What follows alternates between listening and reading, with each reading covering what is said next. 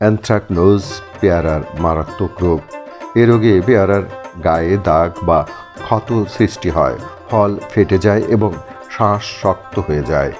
বাগান পরিষ্কার রেখে এবং টফসিন এম প্রতি লিটার পানিতে 2 গ্রাম অথবা টিল 250 ইসি প্রতি লিটার পানিতে 0.5 মিলিলিটার হিসেবে মিশিয়ে 15 দিন পর পর স্প্রে করে এ রোগ দমন করা যায়।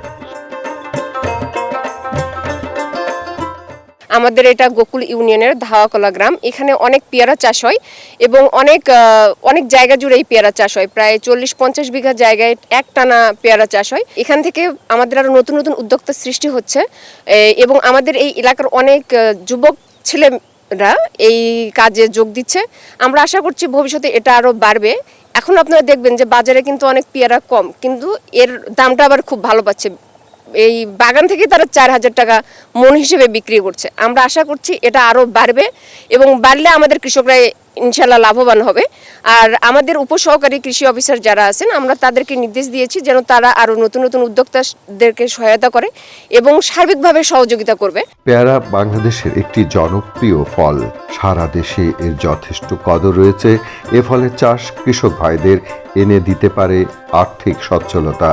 আমাদের প্রত্যাশা সারা দেশে উন্নত জাতের পেয়ারা চাষের আরও প্রসার ঘটবে।